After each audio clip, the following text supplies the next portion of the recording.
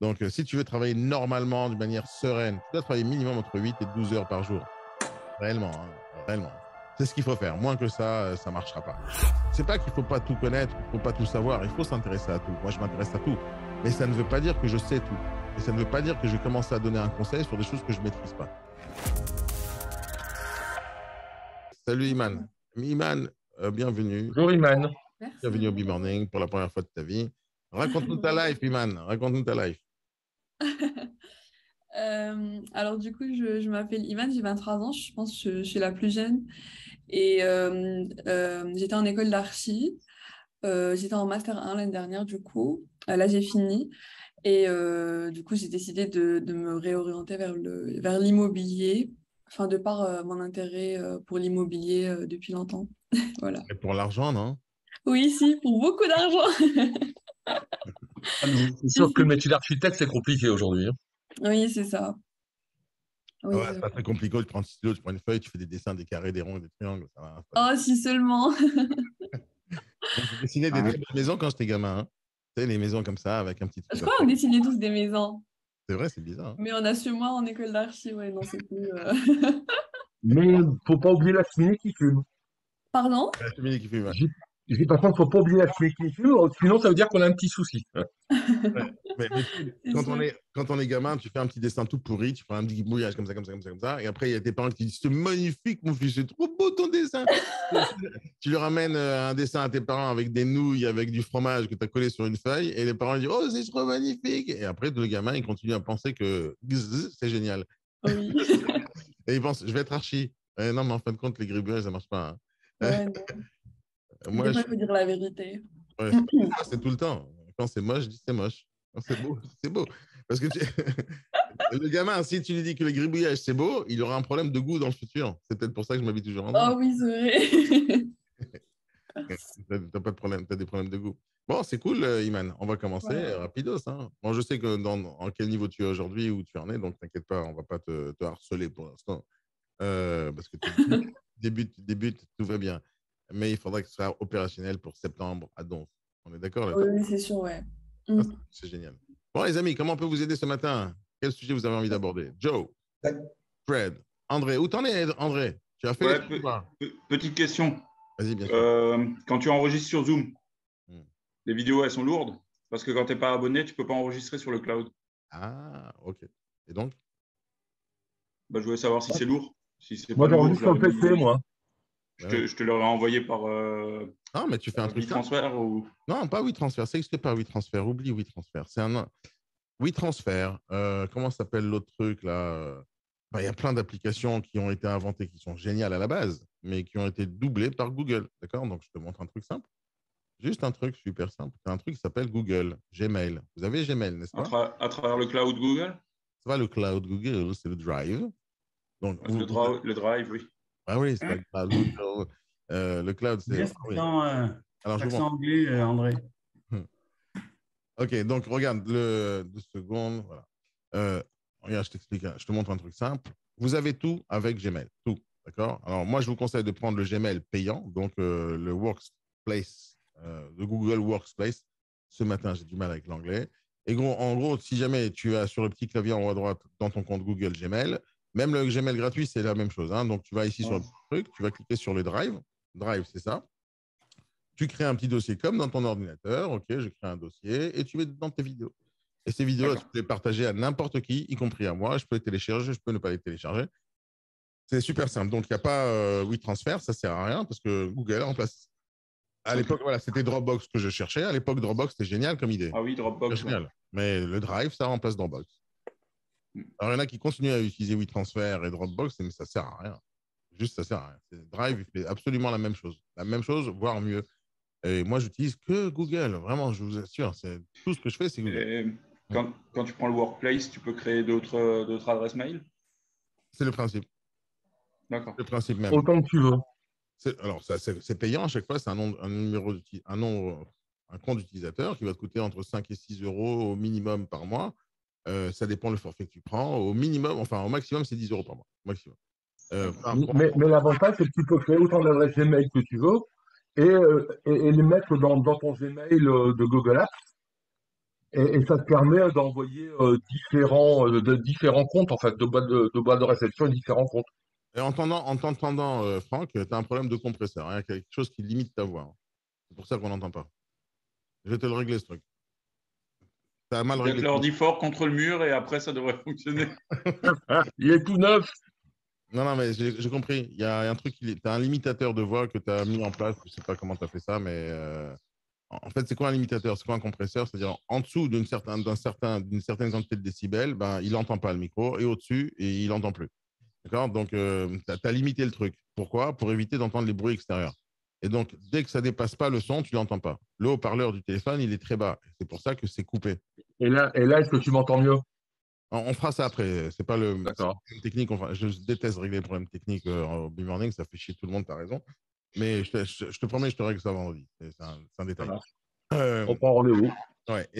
Et donc, Google Drive, d'accord? Donc, Google Drive, enfin, tout le truc de Gmail. Quand tu prends le Workspace, tu payes pour une raison principale, c'est que tu contrôles absolument tout. Alors, quand tu es tout seul, tu vas me dire, il n'y a pas vraiment trop d'intérêt. C'est faux, parce que la première chose que tu vas faire avec Gmail professionnel, c'est que tu vas rajouter.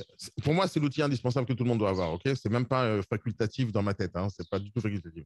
Par exemple, le réseau Imo West, Sébastien, le patron, il a très bien compris. Maintenant, tout le monde est avec Google Workspace. Toutes les entreprises avec qui je travaille, je les pousse vraiment à utiliser Google Workspace. Même les Chauvelot Immobilier font la même chose. C'est un outil indispensable pour plusieurs raisons. La première raison, c'est que si jamais tu travailles seul, c'est pas grave. Tu vas acheter un nom de domaine, par exemple, andreebel.com, et tu pourras le connecter à ton adresse Gmail. Quand tu reçois un mail de ma part, tu vois, contact@ibationformation.com ou Capitch, etc., ce sont des noms de domaine qui sont attachés à mon compte Gmail. Mais c'est du Gmail que j'envoie. Alors que quand tu prends le Gmail gratuit, tu ne peux pas mettre un nom de domaine. D'accord? Donc, tu enverras gmail.com. Mais gmail.com, ce n'est pas professionnel. C'est pour les crevards, gmail.com. Donc, quand tu veux être professionnel, tu prends un truc payant pour afficher ton nom de domaine. Ça, c'est la première raison quand tu es tout seul. Mais quand tu comptes te développer demain, un de ces jours peut-être, ce que tu as vraiment besoin dans le futur, c'est d'avoir le contrôle sur les mails qui arrivent, sur ce qui est envoyé, le partage de documents, la sécurité des informations, ne pas faire divulguer des informations que tu n'as pas envie. Donc, tu veux garder tout ça en interne. Google Workspace te permet de faire ça parce qu'il contrôle absolument tout, de tous les collaborateurs, de tout le monde, etc. C'est l'outil principal pour une entreprise. Et il n'y a pas mieux. C'est-à-dire, même Microsoft font des trucs comme ça. Ils sont Microsoft 360, etc. C'est de la daube absolue. C'est vraiment la daube. Je t'explique pourquoi, c'est très simple. Microsoft, ils ont inventé des belles choses pendant des années, tu vois, Excel, etc. Bon, mais le problème, c'est qu'ils ne sont pas renouvelés, tu vois, ils ont fait des trucs. À un moment donné, Google, il arrive, il dit, écoutez, c'est super Microsoft, franchement, top, top, top. Bon, on copie tout. Ils ont copié Excel, ça s'appelle Sheets. Ils ont copié Google Docs, c'est Word. Ils ont copié PowerPoint, c'est Slide, etc. Ils ont développé encore plein de trucs que Microsoft n'a jamais pas commencé à faire. Et Google, depuis le premier jour, ils sont en ligne. Et donc, quand ils ont créé la version de Office, Microsoft Office, mais version en ligne, ils ont détruit le marché, point à la ligne. Et en plus, c'est gratuit. Microsoft Office, tu dois l'acheter pour 300 balles si tu veux l'avoir. Google, dès le premier jour, c'est gratuit en Gmail. Bon, la différence, c'est que tu auras quelques publicités. Et quand tu prends le payant, tu n'as pas les publicités. Et tu as des outils supplémentaires. Donc, il faut lâcher. Maintenant, qu'est-ce qui s'est passé? Microsoft, il n'a pas aimé la concurrence avec Google. Donc, il a essayé d'inventer le Microsoft 365. Mais ça n'a pas marché. C'est nul à chier. C'est nul, nul, nul. Ça ne fonctionne pas. Parce qu'ils ne sont pas faits pour ça, Microsoft. Ils ont toujours été sur l'ordinateur, des petites applications téléchargeables. Et ils ne sont pas bons dans le cloud. Ils ne sont juste pas bons. Et donc, il ne faut plus s'approcher. Ils ont été dépassés. Point à la ligne. C'est tout. C'est mort. Et Google, c'est Google, bordel. C'est Google. C'est la plus grosse puissance mondiale. Il faut y aller. Ouais. C'est tout. C'est vraiment la base. Et moi, je prends les meilleurs outils. Si demain, il y a quelqu'un qui invente un truc plus fort que Google, à ton avis, je serais où? Je serais chez eux. J'ai aucun sentiment envers Google. C'est puissant, je prends. C'est pas puissant, je lâche. J'ai aucun sentiment envers personne d'ailleurs, ni envers aucun outil. Hein. C'est juste des outils. Il faut prendre le meilleur à chaque fois. Pour moi, Workspace, c'est le meilleur. Point à la ligne, on avance avec ça. Toute mon entreprise, elle est faite comme ça depuis que je connais Google. D'accord? Tout est basé là-dessus. Tout, tout, tout, tout, tout, tout. Et ça m'a sauvé la vie, je vous assure. Ça m'a sauvé la vie. Maintenant, quand tu es tout seul, tu pourrais dire, bon, la seule chose que tu as d'intéressant, c'est le nom de domaine, mais c'est assez intéressant pour le faire. Ça vaut les 5 ou 6 euros que tu payes par mois. Ça les vaut fois 1000. Ça les vaut fois 1000. Je confirme. Ça les vaut fois 1000. Tu regretteras jamais. C'est de l'argent que tu as investi, mais c'est 5-6 balles. Tu comprends? C'est pas non plus 1 million d'euros. Hein. C'est rien du tout. Quoi. Et tu vois que c'est indispensable. Par exemple, il y a un truc dans Google Workspace qui est phénoménal et qui est gratuit quand tu payes, enfin, qui est gratuit quand tu payes les 6 euros. C'est gratuit quand tu payes. Okay. Je t'explique, tu vas comprendre. Par exemple, avec l'adresse mail de base, tu as une adresse mail. Okay, Si tu crées une autre adresse mail, ça va te coûter encore 6 euros. Donc, c'est un nom d'utilisateur. Mais dans la même adresse mail que tu as, tu peux créer ce qu'on appelle des alias, ce que tu ne peux pas faire avec le gratuit. Les alias, ça veut dire que si tu m'envoies un mail à contact@ibsformation.com, ça arrive dans ma boîte mail. Et si tu envoies un mail à contact@capitch.fr, ça arrive dans ma boîte mail. Si tu envoies un mail à danielnager.com, ça arrive dans ma boîte mail. C'est le même endroit, c'est la même boîte mail, mais c'est un alias. Donc ça, c'est un truc génialissime qui existe sur Google Mail. Mais il y a un autre truc qui existe, qui est encore plus puissant et encore plus gratuit, c'est ce qu'on appelle les groupes. Les groupes, c'est comme si tu crées une adresse mail supplémentaire, mais elle est gratuite, celle-là. Et dans cette adresse mail supplémentaire, tu vas rajouter dedans des contacts. Par exemple, tous tes acquéreurs. Tu les mets dans un groupe qui s'appelle acquéreur@andreebel.com. Et tu pourras faire un autre groupe, vendeur@ebel.com. Et après, tu pourras faire un autre groupe, prospect, je sais pas, ce que tu veux, apporteur d'affaires, des groupes, des groupes. Dans chaque groupe, c'est gratuit, d'accord? Tu peux mettre jusqu'à 15 à 20 000 contacts à l'intérieur. D'accord? 15 à 20 000 contacts. Une fois que tu as mis 15 à 20 000 contacts dedans, quand tu vas envoyer un mail avec ton Gmail à plus de 500 personnes, Gmail bloque. D'accord? Tu as le droit à 500 mails par jour maximum sur Gmail. D'accord? Quand tu utilises les groupes, tu peux mettre 20 000 personnes dans le groupe, tu envoies un mail à acquéreur@andreebel.com, les 20 000 personnes reçoivent le mail. Ça compte comme si tu avais envoyé un mail. Sans trace. Ah, ouais, tu t'en sers presque comme d'un CRM, quoi. Ah, mais j'utilise ça tous les jours. Et par Ouais. exemple, quand par exemple vous avez un rendez-vous à moi dans votre agenda, si jamais je te fixe un rendez-vous à toi, par exemple, le B-Morning dans ton agenda, en fait, je l'ai fixé à tous ceux qui sont dans le groupe qui s'appelle client. Et donc, je rajoute dans l'agenda un invité. L'invité, c'est client@ibsformation.com. Dedans, il y a tous mes clients dedans. OK? Ou tous les trucs, ça dépend les groupes. J'ai plusieurs, enfin, j'ai une centaine de groupes dedans. Il y a chaque agence ou chaque réseau avec qui je travaille, je leur fais un groupe. Comme ça, si j'ai envie d'envoyer un mail à tous les négos de l'agence, j'envoie un mail à tel groupe et ça balance. C'est un outil de ouf. Et si tu veux faire un autre groupe supplémentaire où tu mets tous les groupes à l'intérieur, c'est la même chose. Tu prends un groupe et tu vas marquer global et tu mets dedans l'adresse mail de chaque groupe. Et en fin de compte, tu peux avoir 150 000 personnes dans un seul groupe et en envoyant un seul mail. Et là, c'est pas que ça te remplace un outil de mailing comme Sendinblue, ça ne remplace pas, sauf ça te facilite la vie. Par exemple, quand tu veux partager un document avec 20 personnes, tu mets 20 personnes dans le groupe et tu partages le document avec l'adresse du groupe. Et tout le monde est partagé. C'est exactement comme ça que je fais dans la plateforme, c'est-à-dire que quand je veux te partager le document, je ne te partage pas à toi. Je te mets dans un groupe où tous ceux qui doivent accéder à ce document peuvent le voir. Et si jamais j'ai envie de te retirer du groupe, je te retire du groupe, tu n'as plus accès. C'est simple, c'est super simple. Donc, Et c'est génial, c'est gratuit. Hein. est-ce que tu peux répéter ce que tu as dit, c'est-à-dire par rapport au groupe, c'est-à-dire que quand tu envoies, non, non, non, pas la totalité, quand tu envoies à un groupe, est-ce que les autres du groupe voient à qui tu as envoyé un mail? Non. D'accord. Non. Ah, D'accord, ça va. mis à part ça, un groupe, c'est aussi une sorte de forum. Et en fait, il y a 5 ou 6 types de groupes. Tu as des groupes où, comme moi, je les utilise avec vous, c'est des groupes qu'on appelle annonces uniquement. Donc, tu balances le mail et eux, ils ne peuvent pas répondre. Ils ne peuvent que recevoir. Après, tu as d'autres groupes où tu fais une sorte de forum, où tu dis j'envoie un mail et les gens, ils peuvent échanger avec tout le reste de personnes. Ça dépend du style de groupe que tu as envie de créer. Et après, le même groupe, c'est un lien que tu peux balancer en ligne où les gens, ils viennent, ils interagissent comme dans un forum, ils répondent au celui qui a laissé un commentaire, etc. C'est juste génial, mais après, ça dépend de l'activité que tu as. Et ce que je te dis là maintenant, c'est surpuissant et c'est gratuit dans les 5-6 € que tu as. Et des groupes, c'est illimité. Tu peux créer autant de groupes que tu veux. C'est juste surpuissant. Il faut commencer à l'utiliser. Moi, je vous dis, ne réfléchissez pas 2 minutes, tu prends le truc et après, au fur et à mesure, tu vas apprendre à l'utiliser. C'est pas un truc que tu dois avoir. Non, crois-moi sur parole, c'est l'outil principal de ta vie. Et ça va te durer sur toute ta vie, hein, je t'assure. C'est pas un truc que tu vas regretter dans 10 minutes, ni dans 5 ans. Hein. Tant que Google existera, ce sera le meilleur outil qui existera sur la planète. Toutes les macros qu'on tape dans Excel, elles sont valables chez Google Sheet? Bien sûr que non. Bien sûr que non. Par contre, sur Google Sheet, il y a des macros. Ouais, mais bon. Non, non, il faut que tu arrêtes de travailler avec quoi que ce soit d'autre à part Ouais, Google. mais bon, j'ai, je sais pas combien d'applications qui tournent sur Excel. Si je dois tout transformer en Google Sheet, j'y Ah passe non, l'année. t'as pas besoin de transformer. Tu m'as parlé des macros. Les macros, elles ne vont pas se Ouais. transférer. Mais à part les macros, tu peux tout transférer sur Google Sheet. En un clic, tu fais glisser-coller, c'est tout. Oui, ça, je suis d'accord avec toi, mais Mais l'application va plus fonctionner. les macros, c'est les macros. Qu'est-ce que je te dis? C'est une application. Donc, tu dois la recréer de zéro sur Google Sheet. Mais bon, je ne sais pas quel macro tu fais et je ne sais pas pourquoi tu en as autant besoin. Les macros, pour moi, c'est du passé. Donc, Non, ça c'est du développement VBA, mais oui, mais c'est le VBA, ça c'est fini, quoi. bah, ouais, c'est bien. Non, Voilà. celui-là, je sais pas Je que n'ai pas trouvé de logiciel qui fonctionne pour moi. Donc, Bah si, je vais te le dire. Dis-moi ce que tu as besoin, je te dirai quel logiciel utiliser. Ou dis-moi ce que tu as besoin, je te dirai comment t'en passer. eh ben, on en parle vendredi. Oui, ouais, c'est simple, c'est sûr. Euh, Quoi d'autre, les amis? Allez, des questions, des trucs. André, t'as fait ou pas quelques appels? Tu les as fait ou pas? Non, pas encore. Pas le cas, ouais. Qu'est-ce qui s'est passé? Non, hier j'ai eu un rendez-vous, mais t'inquiète, ce sera fait avant la fin de la Ah, semaine. t'as eu un rendez-vous hier et t'as pas fait rien? T'as eu un rendez-vous? Oui, mais j'avais pas que le rendez-vous, j'avais d'autres choses. Et quoi les autres choses? Vas-y, dis-moi. Dis-moi ce que tu avais la journée, je vais te dire combien tu as perdu de temps. Oui, tu vas me dire j'ai perdu la journée, mais non. Qu'est-ce que tu as de si important que ça qui remplace ton travail de tous les jours? La voiture de ma femme qui a lâché, donc il On fallait a la fait. réparer parce qu'elle en a Non, besoin non, pour aller au boulot. pas ta femme qui l'envoie, qui l'arrête pas. Ouais, ouais. Change de femme. Ou tu attends le week-end et tu vas chez le garagiste ce week-end. Non, mais quoi qu'il arrive, pourquoi tu perds ta journée de travail? C'est pas des choses qu'on fait pendant la journée de travail, ça.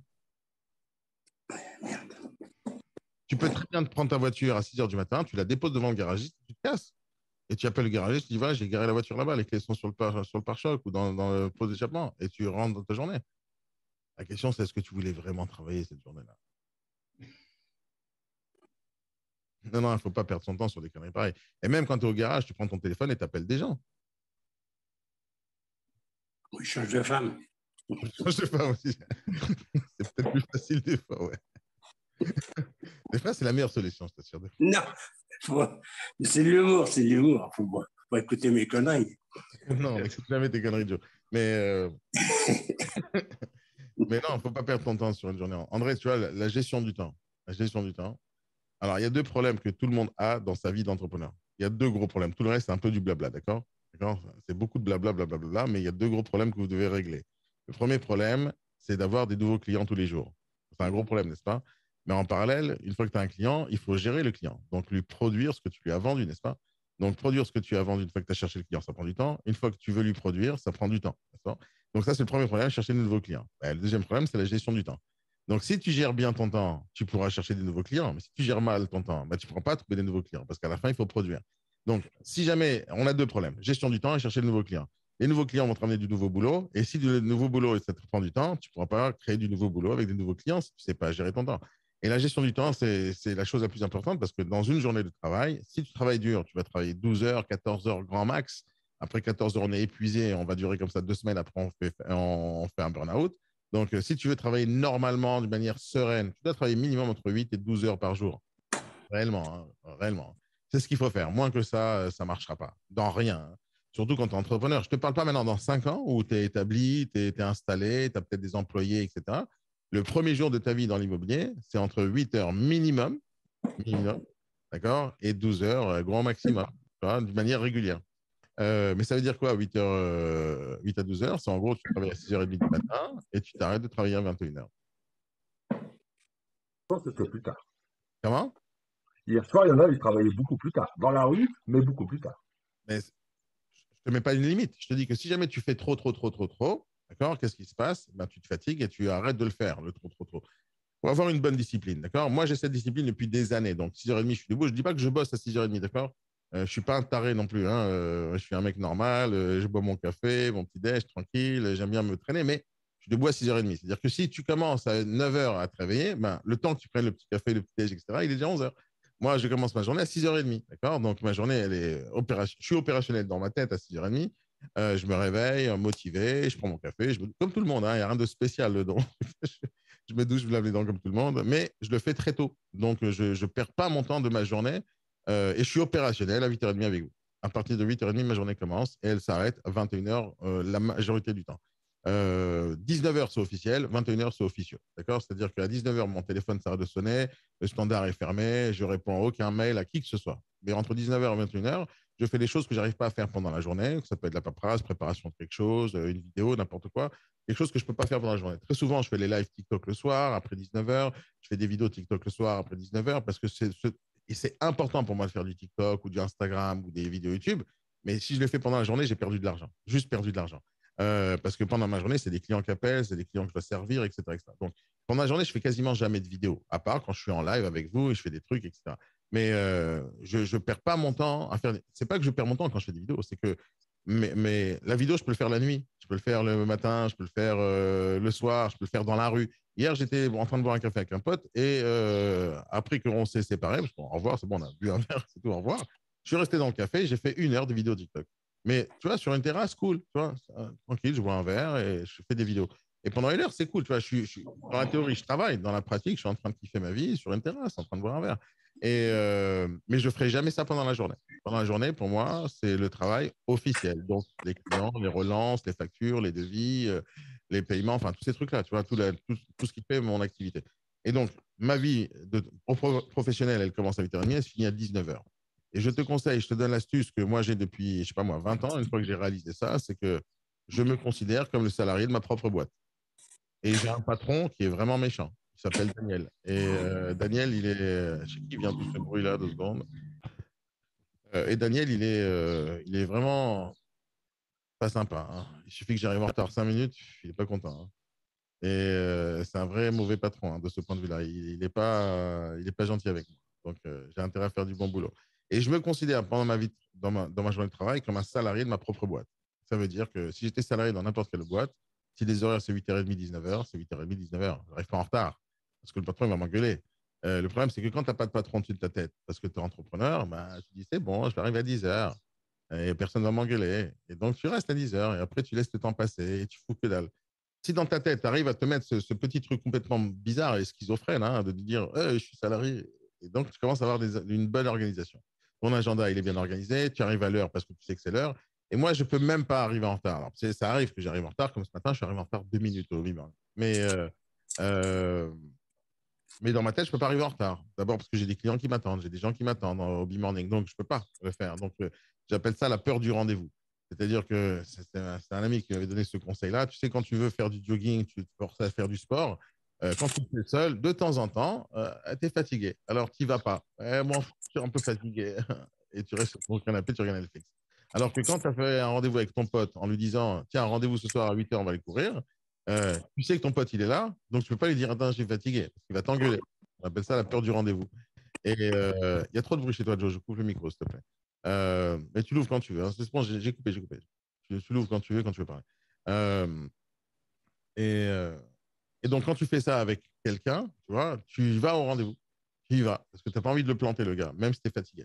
Et donc, dans ma tête à moi, c'est comme ça que je fonctionne. J'ai comme si j'avais un pote à moi qui s'appelle Daniel, tu vois, c'est mon patron. Je suis obligé d'aller au rendez-vous, tout simplement. Parce que Et vous êtes là, donc je suis obligé d'être là.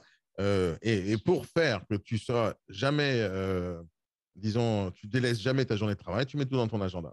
Tout dans ton agenda, absolument tout. Tu mets dans ton agenda au moment où tu manges, au moment où tu vas à la piscine, au moment où tu vas chez le notaire, au moment où tu es avec tes enfants. Tu mets tout sur ton agenda. Comme ça, tout est bien organisé et tu rates absolument rien. Ta vie, c'est ton agenda. Si par exemple, tu ne mets pas des sessions de prospection téléphonique dans ton agenda, devine-toi, tu ne vas pas les faire, tu vas les oublier parce que tu auras toujours un rendez-vous pile poil à 10h et qui va te donner l'excuse pour ne pas prospecter au téléphone. Et donc, tu dois tout marquer dans ton agenda, les choses que tu dois faire. Alors, tout, tout, tout. Il n'y a pas de hop, to-do list, il n'y a pas de ce truc-là. Tout ce que tu dois faire, ça doit être implanté dans le temps. Donc, ton agenda. Si c'est dans ton agenda, ça existe. Si ce n'est pas dans ton agenda, ça n'existe pas.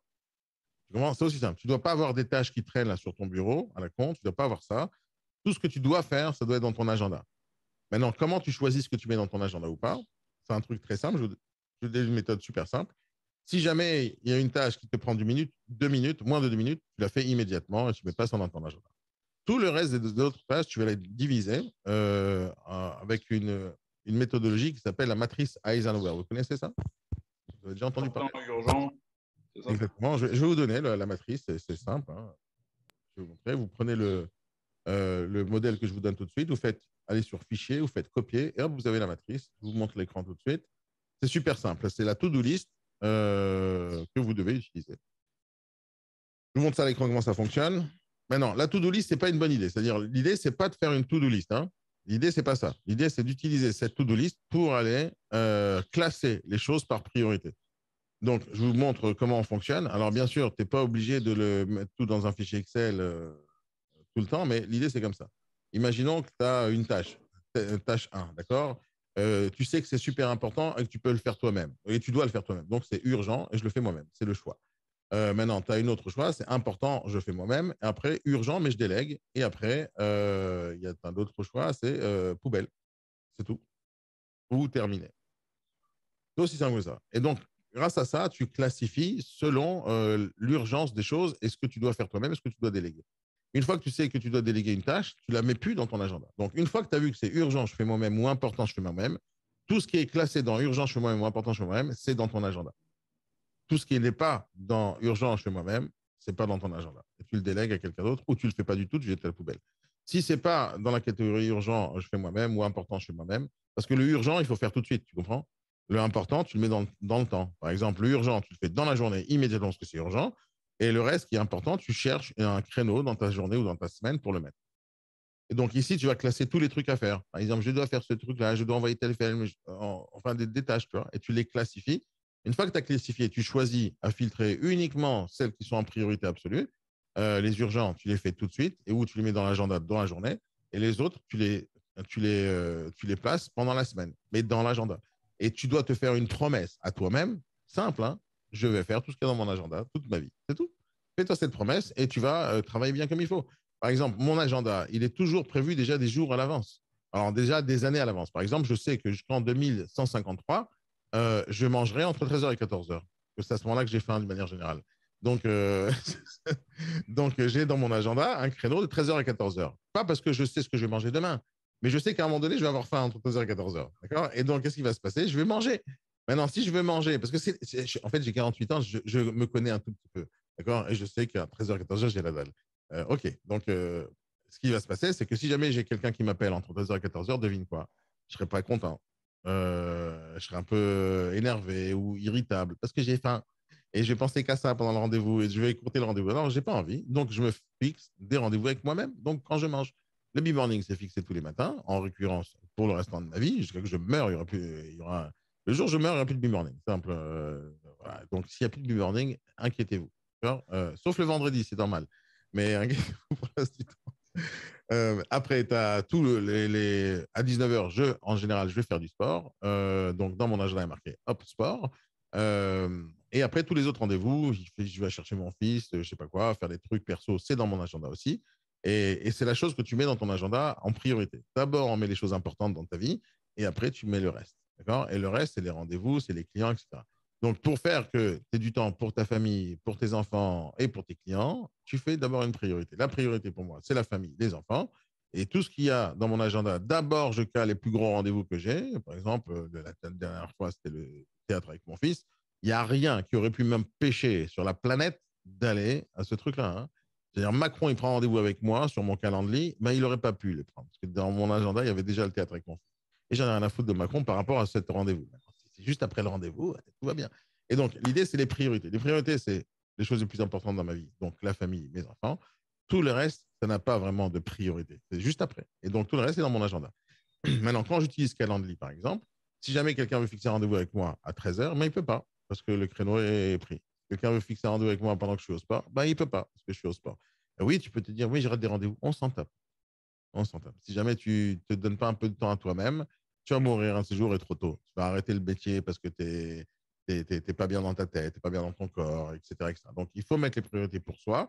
Tout le reste, maintenant, je ne te dis pas de remplir ta journée avec piscine, restaurant, bouffe. Pas déconner non plus, d'accord. Faut juste être modéré, quoi. Et juste avoir une journée de travail normale comme n'importe quel salarié dans n'importe quelle boîte pour qu'on lui paye le SMIC, d'accord. Considère-toi comme un mec au SMIC, d'accord. Tu vas travailler 7 heures par jour. Tes 7 heures par jour, ils doivent être dans ton agenda, ok. Ben non, tu es un peu plus ambitieux, tu fais plus 7 heures, tu fais 12 heures. Et ton agenda, il s'élargit. Donc, chez moi, c'est 6h30, 21h. Sauf que officiellement, c'est 8h30, 19h. Mon standard téléphonique, il est ouvert de 8h30 à 19h. C'est tout. Vas-y. Une petite question justement par rapport à l'agenda Google. Moi, j'utilise depuis 2015. Je voudrais avoir une question parce que j'ai voulu reprendre, tu sais, toutes les visites que j'ai faites, tous les clients que j'ai vus, et on ne s'est pas remonté en arrière. Je dirais, on est limité on ne s'est pas remonté par exemple en 2015. Google, il y a pas un truc spécifique? Pour remonter en 2015, Oui. moi, je Il remonte. apparaît, il laisse plus apparaître les rendez-vous. Ben, parce qu'il est intelligent, Google, qui s'en a à foutre ton rendez-vous en 2015. Pour récupérer les données. Et les données, tu les as. Tu fais dans le moteur de recherche, tu les as. Maintenant, je n'ai jamais essayé de regarder un truc en 2015. Attends, je recherche. Non, je n'ai jamais fait.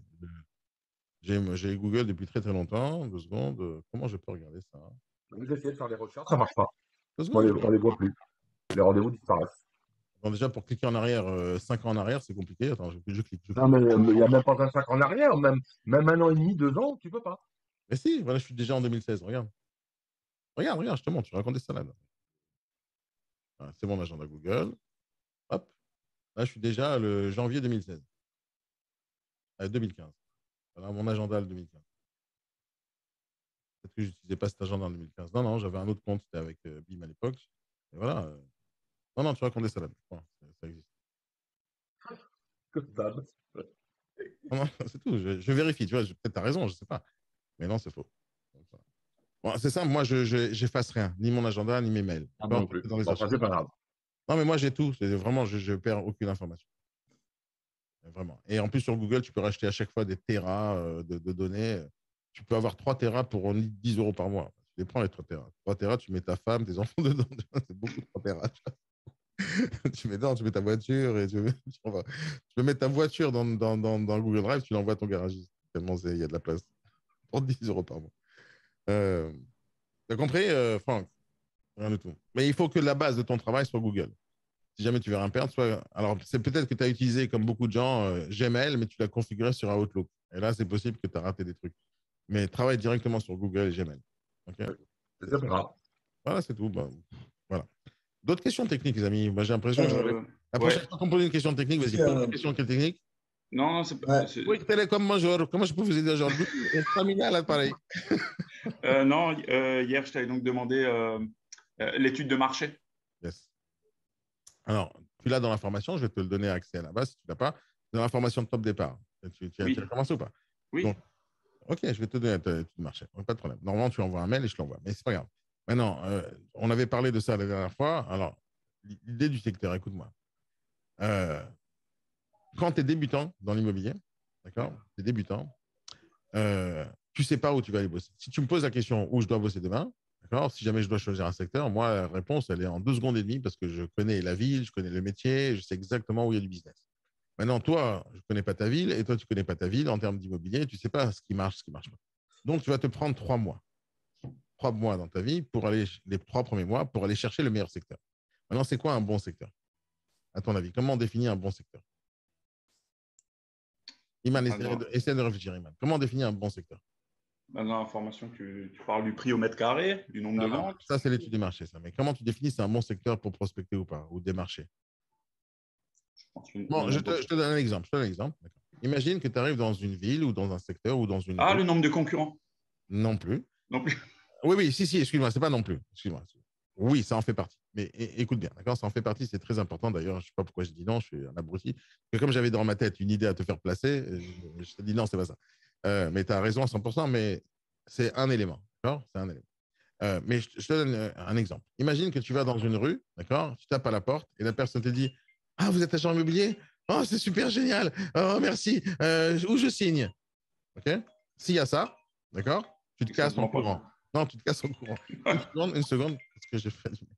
Merde, j'espère qu'il va répondre. Là, je suis en train de perdre un appel. Je suis en train de perdre de l'argent, mais c'est pas grave, normalement, il y a quelqu'un qui doit répondre et j'espère qu'il a répondu.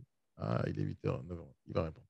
OK, donc, si jamais quelqu'un t'arrive dans un secteur et que la personne, elle est contente de te voir, barre-toi en courant. C'est simple, c'est pas vendable. Ça ne vend pas. Si maintenant tu vas dans un secteur, par exemple Paris, n'importe quelle rue à Paris, quelqu'un te dit va te faire foutre, j'ai pas besoin de toi, il faut que tu le démarches, le gars. Parce que tu dois aller dans un secteur où il y a de la demande, pas où il y a de l'offre. Okay. Maintenant, imaginons que tu es teubé, tu n'as pas envie de te prendre la tête à aller tester le marché, tu regardes justement la concurrence et tu vas t'installer pile poil là où il y a le plus d'agences immobilières. Okay. Pourquoi? Et maintenant, pas n'importe quelle agence immobilière, pas une agence immobilière genre de teubé où il n'y a pas de marque, on ne les connaît pas. Tu vas t'installer là où il y a Century 21, ERA, Orpi, Foncière, Guilloquet, La Forêt. Okay, tu vas t'installer là où ils sont tous. D'accord? Pourquoi? Parce que d'abord, ces franchises-là, c'est un super indicateur. Je t'explique pourquoi. Parce que dans une franchise, donc Century 21, ERA, Orpi, Foncière, Guilloquet, La Forêt, le principe même de la franchise, il y a une loi dans la franchise. D'accord? C'est-à-dire, il y a des règles, il y a une vraie loi, il y a des vrais décrets. D'accord? Et donc, une des choses que tu dois, quand tu es franchisé, donc tu rentres chez Century 21, ERA, Orpi, Foncière, Guilloquet, peu importe lesquels, le franchiseur, celui qui va te vendre une licence pour un certain secteur, il est obligé de faire une étude de marché pour toi et pour te dire là-bas, il y a du business. Il est obligé de le faire. Donc, toutes ces enseignes-là, ils font des études de marché pour leurs futurs franchisés, chez qui ils vont demander 20 000 euros de droit d'entrée, etc.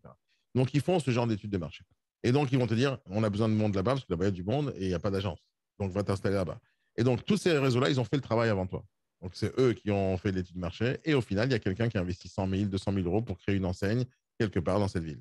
Toi, maintenant, tu arrives, tu connais rien à l'immobilier, va là où ils sont. Ils ont déjà fait le boulot. Ils ont déjà fait le boulot. Par exemple, si tu veux ouvrir un restaurant de sushi, tu as deux choix. Ou tu vas un restaurant de sushi où il n'y a pas de restaurant de sushi, ou tu vas un restaurant de sushi où il y a plein de restaurants de sushi. À ton avis, tu devrais faire quoi si tu ouvres un restaurant de sushi? Ouvrir là où il y a beaucoup de restaurants de sushi ou là où il n'y en a pas? Il y en a beaucoup. Pourquoi? Bah, parce qu'ils savent qu'il y a une demande. Ils savent qu'il y a des gens qui aiment les sushis qui vont dans cette rue. Ouais. Donc, si tu arrives dans une rue où il Après, n'y ce a sera pas de mon boulot sushi, de me différencier. non, bah oui, exactement. C'est à toi de faire le meilleur restaurant de sushi parmi tout le monde. Mais c'est là-bas que tu vas te différencier. Mais de l'autre côté, si jamais tu viens dans une rue que personne ne connaît et que personne ne sait qu'il y a des sushis, ben, ils vont pas aller se bader là-bas, surtout si elle n'est pas une rue passante. Donc, il faut aller dans la concurrence, là où il y a la concurrence, et chercher à battre la concurrence. Si jamais tu rentres dans ce qu'on appelle un océan rouge. Alors, si vraiment je dois vous donner un conseil, les amis, je vous conseille sérieusement d'acheter un bouquin. Pour moi, c'est mon livre de chevet depuis des années. Alors, je ne le lis Océan pas tous bleu. les jours, Océan bleu, Océan rouge. Je vous assure, il faut absolument aller lire ce livre. Téléchargez-le sur Amazon ou en Audible ou ce que vous voulez. Pour moi, c'est le livre, un des livres indispensables pour un entrepreneur qui veut vraiment se démarquer parmi tout le monde. Et la réflexion, j'ai l'impression que quand on a écrit ce bouquin, on l'a écrit pour moi ou c'est moi qui l'aurais pu l'écrire, ce bouquin. Alors, bien sûr, je ne suis pas aussi intelligent que le gars, mais ça me parle tellement comme, on dirait que c'est mon langage naturel, ce livre. Et l'idée, elle est simple. Si tu veux ouvrir un restaurant de sushi, et que tu ouvres un restaurant de sushi dans une rue concurrente, d'accord, tu vas automatiquement rentrer dans ce qu'on appelle un océan rouge. Un océan rouge, c'est quoi? C'est le principe d'aller dans un marché concurrentiel où tout le monde fait pareil et la seule guerre possible, c'est la guerre des prix. D'accord. Donc, tout le monde vend des sushis, tout le monde vend le menu E5, EB2 et AC3. Et donc, au final, tout le monde fait la différence sur le prix. Donc, c'est 15 € le menu chez l'un, c'est 14,99 chez l'autre, c'est 13 chez l'un, etc. Donc, la guerre des prix veut dire qu'à un moment donné, c'est la guerre. Guerre, c'est quoi? C'est des morts et c'est du sang. D'accord. Donc, on appelle ça océan rouge. Donc, quand on rentre dans un monde, dans un secteur où c'est la guerre des prix, tu es dans la merde. D'accord. Tu es juste dans la merde. Et donc, comment on se différencie? On se différencie en créant un domaine où il n'y a pas de concurrence. Donc, on appelle ça un océan bleu. Un océan bleu où il n'y a pas de guerre, justement. Tu es tout seul à le faire. Mais comment tu fais un océan bleu dans un monde océan rouge? Donc, comment tu fais pour faire que dans la rue où il y a plein de sushis, tu vas ouvrir un sushi qui va cartonner? Ben, c'est à ce moment-là que tu dois inventer quelque chose de nouveau que les autres n'ont pas fait. Et donc, c'est à ce moment-là que les autres, pour le faire, il faut qu'ils se battent longtemps, il faut qu'ils inventent et qu'ils innovent, etc. Et donc, le principe d'être océan bleu, c'est d'inventer quelque chose que personne ne peut te courir après, personne ne peut faire, même pareil que toi, parce que la grosse différence, c'est toi. D'accord. Juste une seconde, les amis. Juste parlez entre vous deux secondes. C'est assez urgent. Qui reprend la formation? Ah, Franck, Ouais, j'ai une question pour toi. J'ai un acquéreur ouais, qui me. Ouais. Savoir si c'est un mur porteur ou pas. ouais. En général, c'est l'épaisseur. Ouais. Parce que, en fait, En j'ai général, c'est lu. l'épaisseur et la distance entre les deux murs. Ouais. Et là, Bah, Excuse-moi. si tu as, distance, une distance, pardon, la distance, tu as dit? entre les deux murs. Ouais.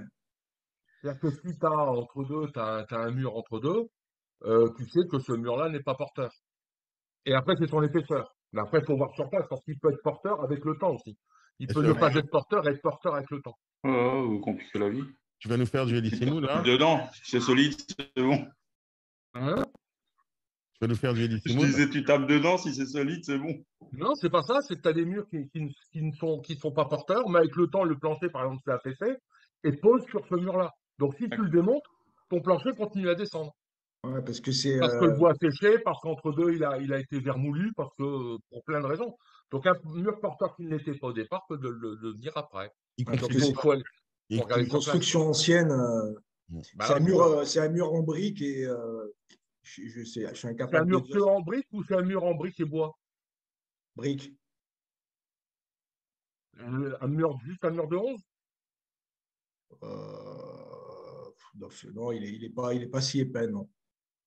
Donc, pour moi, c'est de la brique plâtrière, c'est de la brique qui est un peu haute. Tu as des photos, Sébastien. Mais c'est quoi la question de départ? J'ai dû rater ce passage.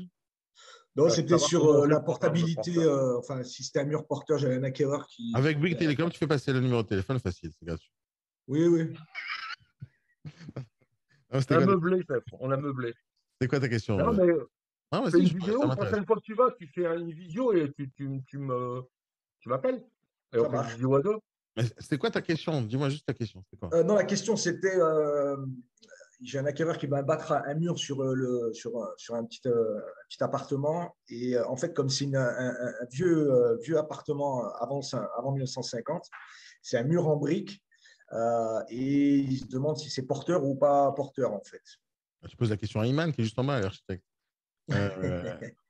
Mais mis à part ça, pourquoi tu veux répondre à cette question toi-même? Tu peux m'expliquer? C'est fou ou quoi?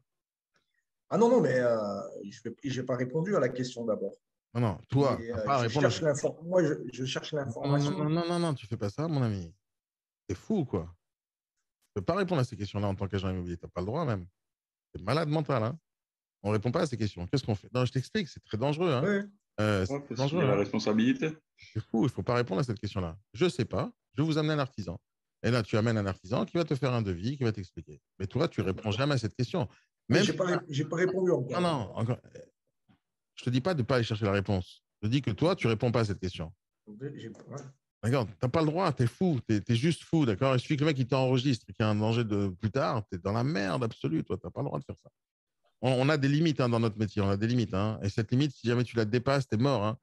T'as pas le droit de le faire. Et tu sais, je l'avais dit ça la dernière fois à Franck, et je dis ça tout le temps à plein de gens. Je connais plein de gens qui sont entrés dans l'immobilier quand ils ont fait du bâtiment dans leur vie.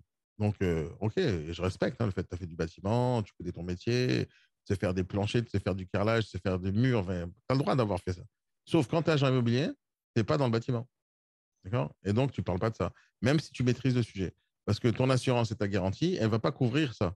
Alors que quand tu es dans le bâtiment, tu as une assurance, tu as des garanties pour les dommages que tu peux causer, mais pas quand tu es agent immobilier. Maintenant, tu vas me dire, oui, j'ai aussi une société de bâtiment à côté. Ok, j'en ai rien à foutre, hein. Le client, quand tu vas lui chercher le mandat, il s'en fout que tu fais le bâtiment derrière. Mais il ne va pas te payer pour ça. Et en plus, c'est conflit d'intérêt. Tu n'as pas le droit de faire ce genre de choses. Donc, déjà, ne dis pas des choses que tu n'es pas censé dire. Parce que tu mets ta vie en danger, tu mets la vie de l'autre en danger.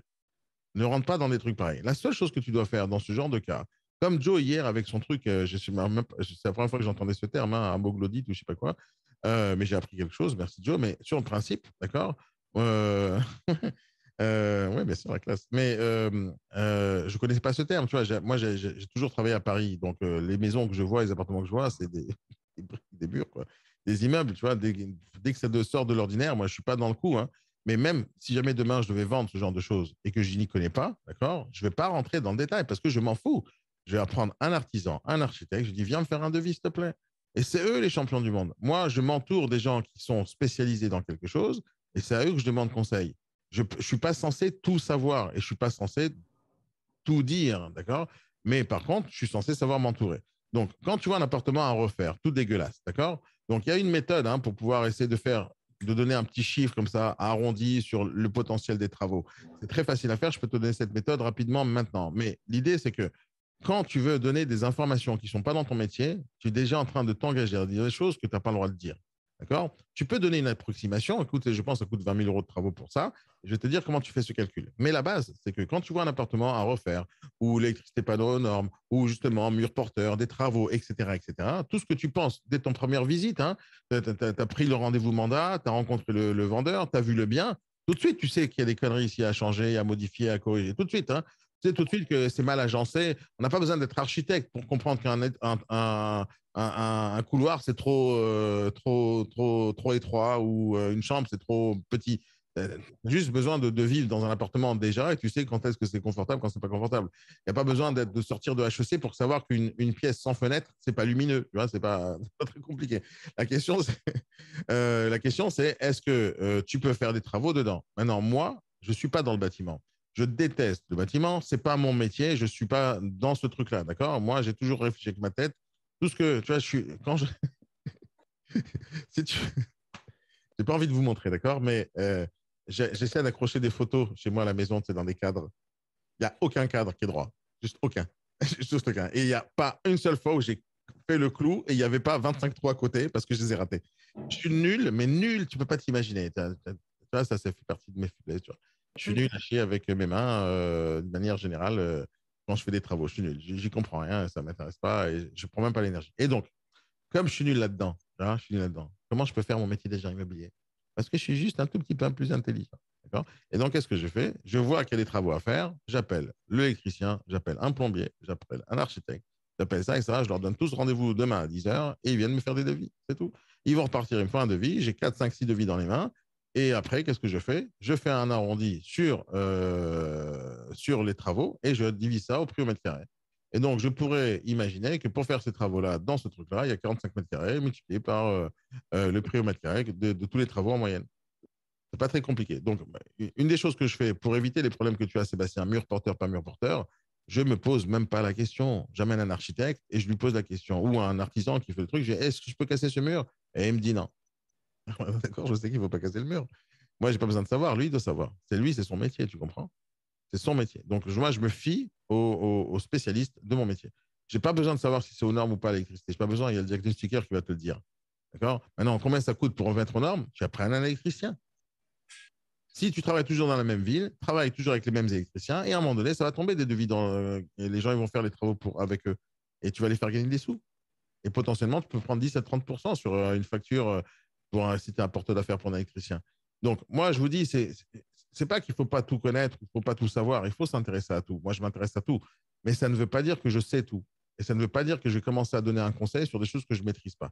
Tous les conseils que j'essaie de donner, c'est des choses que je maîtrise. Je connais, je fais et je peux assumer le résultat derrière. Mais les choses que je ne maîtrise pas, je me tais, mais vraiment, je me tais à fond et j'amène un professionnel. La meilleure chose à faire, Sébastien, la meilleure chose à faire, c'est que tu trouves 2, 3 professionnels avec qui tu pourras. Juste, tu les appelles en tant que client. Tu ne dis pas, je suis agent immobilier, peux-tu faire un devis pour un client? Ne fais pas ça. Hein. Salut, c'est Sébastien, j'ai besoin de faire des travaux dans mon appart. Est-ce que tu peux venir voir? Et il va courir, il va courir. C'est tout. En une demi-heure, le mec, il est chez toi. Parce que pour un chantier à 10 000 euros, il va venir. Hein. Tu lui demandes un devis, l'histoire s'arrête là. Tu comprends? C'est important que tu arrives à séparer ton métier d'agent immobilier, qui est là pour vendre le bien en l'état, parce que c'est ça votre plus gros problème. La dernière fois, j'avais dit ça à Fred, j'avais dit ça aussi à Franck, mais votre métier, c'est de vendre. Hein. C'est ça votre boulot. Alors, vous devez gagner de l'argent en vendant, pas en faisant des devis. D'accord? Et donc, dès que tu vas commencer à rentrer dans tous les autres sujets, tu vas te perdre et tu vas donner les gens à d'autres choix de réflexion au lieu de réfléchir sur le prix et sur le bien. Donc, concentrez-vous sur vendre le bien en l'état et pas avec le potentiel du bien. Ne vendez pas le potentiel du bien. Vendez le bien en l'état. Voilà, c'est comme ça. C'est pourri, je suis d'accord, je sais pas. Alors, sachez que la semaine dernière, j'ai amené 4-5 artisans. Voici les devis. C'est tout. Vraiment, c'est tout. Et après, vous vous concentrez sur le client acheteur, vous vous concentrez sur le vendeur, vous négociez, c'est ça votre travail. Mais ne commencez pas à rentrer dans trop de détails. Dès que tu commences à maîtriser l'électricité, devine quoi, tu vas en parler. Dès que tu vas commencer à maîtriser le bâtiment, tu vas commencer à en parler. Dès que tu vas commencer à maîtriser, je ne sais pas moi, le carrelage ou la peinture, tu vas commencer à en parler. Imagine que tu maîtrises la peinture parce que tu étais peintre dans une ancienne vie. Tu vas toucher le mur, tu dis, ouh, c'est un peu humide. Hein. Avec quelle forme de peinture? Ah, c'est la peinture E12 de chez Bricorama. Tu n'as pas besoin de dire tous ces trucs-là, ça n'a aucun intérêt. Aucun intérêt. C'est comme si tu commençais à parler des meubles. Ah, j'ai vu le même chez Ikea, c'est le Guglufluch 4085. Tu n'as pas besoin de rentrer dans ces détails. On s'en fout, ça n'a aucune importance. Toi, tu vends 4 murs, c'est tout ce que tu vends. Tout ce que tu vends. Maintenant, tu veux être plus professionnel en leur donnant plein d'idées. Je te donne l'adresse de quelqu'un, il va te faire de la reconstitution 3D et il va te faire une super image. Mais je ne t'ai pas dit de toi maîtriser Photoshop. Mais vous ne faites pas ce genre de choses. Vendez le bien en état, essayez de convaincre les gens à l'acheter en état, négociez avec eux pour qu'ils l'achètent en état, et c'est ça que vous vendez. Si la personne, elle veut faire des travaux dedans, faites les devis avant la première visite. C'est pas compliqué, ça coûte 0 €. Juste, ça coûte 0 €. Il y a des sites internet où tu mets, je cherche un plombier, il y a 25 plombiers qui vont t'appeler, 150 plombiers qui vont t'appeler. Amène ces gens-là, fais des devis, fais ça à chaque appartement. Et même les gens, ils vont après, tu vas chercher les plombiers qui vont venir, même amène 25 plombiers dans la même journée pour le même appart. Et fais connaissance avec les 25 plombiers. Parmi ces 25 plombiers, tu leur diras aussi, hey, si vous tombez sur des gens qui font des travaux, appelez-moi, peut-être qu'ils veulent vendre. Et moi, je vous refilerai une commission. Travaille avec ces gens-là comme des apporteurs d'affaires et fais ça tous les jours. Et je sais que je ne t'ai pas répondu à la question sur le mur porteur et devine pourquoi je ne vais pas le faire. Parce que j'y connais rien. Et je ne vais pas te donner des conseils là-dessus. Il ne faut pas que je te donne des conseils là-dessus parce que tu vas commencer à chercher les conseils sur le bâtiment. Et demain, tu vas commencer à rentrer sur YouTube, tu vas chercher tous les mecs dans le bâtiment, tu vas essayer de comprendre comment on fait du ciment. Il ne faut absolument pas que tu rentres là-dedans. C'est ça. C'est pas un cas, tu te démerdes. Il ne faut pas le faire. Merci. Il ne faut pas le faire. Je t'ai enlevé une épine du pied. Je t'ai enlevé une épine du pied, une énorme épine du pied qui va être tellement profonde qu'elle va te remonter au cerveau, cette épine. Il ne faut pas que tu la fasses. Il faut pas que tu fasses ça. Tu enlèves cette épine du pied tout de suite, là. Ne rentrez pas dans le détail des choses. Ne rentrez pas. Comme par exemple, avec un acheteur, il te dit cherche un financement. Attendez, donnez-moi vos fiches de paye, je vais regarder, je vais calculer. Ne fais pas ça non plus. Ne fais pas ça non plus. C'est à lui de se débrouiller pour trouver l'argent. Toi, tu dois te débrouiller pour avoir un courtier pour lui envoyer et que tu gagnes une commission là-dedans. Mais ne rentre pas dans ce détail. Ne rentrez pas. Ah, mais je paye beaucoup d'impôts. C'est tant pis pour vous. Qu'est-ce que vous voulez que je vous dise? Maintenant, ça, tu peux, ça, c'est ta réponse. De l'autre côté, tu dis écoutez, moi, j'ai un bon conseiller en gestion de patrimoine. C'est mon pote, il s'appelle Patrick. Allez le voir de ma part et tu gagneras une commission. Mais ne commence pas à faire le travail du conseiller en gestion de patrimoine. Tu comprends? Moi, je maîtrise tout dans le juridique immobilier. C'est pas que je maîtrise, mais je connais quasiment tout ce qu'on doit savoir, d'accord? Mais essaye de me poser une question juridique. Tu vas voir que je te dirai, je ne sais pas tout de suite, je vais vérifier. Et je vais vous faire appeler par mon notaire ou pour mon avocat où je trouve la réponse. Mais jamais je dirais, c'est moi qui sais. Je sais, grosso modo. Mais si jamais je donne le conseil, je me mets en danger moi-même. Bien sûr, je dois maîtriser pour dire non, ça c'est pas bien, oui, c'est le go, no go. Oui, tu peux dire à quelqu'un, hey, vous savez, j'achète cet appart, je sais qu'il est loué, bon, je l'achète, mais je le veux vide, hein, la signature. Ben, je sais que ça va pas être possible.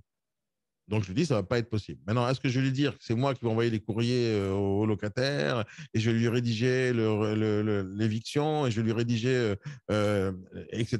Non, je vais pas le faire parce que c'est pas mon métier. Tu comprends? Du coup, j'ai une question. Du coup, c'est quoi les limites? C'est vraiment juste vendre? C'est quoi la limite de vendre? C'est ça, quoi. Non, en fait, c'est quoi ça? Tu dois maîtriser le juridique. D'accord? Tu dois maîtriser le juridique. Oui. Mais maîtriser le juridique, ça ne veut pas dire que tu es avocat. Ça ne veut pas dire que tu es juriste, ça ne veut pas dire que tu es notaire. Ça veut dire que tu connais le sujet. C'est-à-dire que quand tu connais le sujet, tu pourras très rapidement et facilement dire à quelqu'un, ça, c'est dangereux.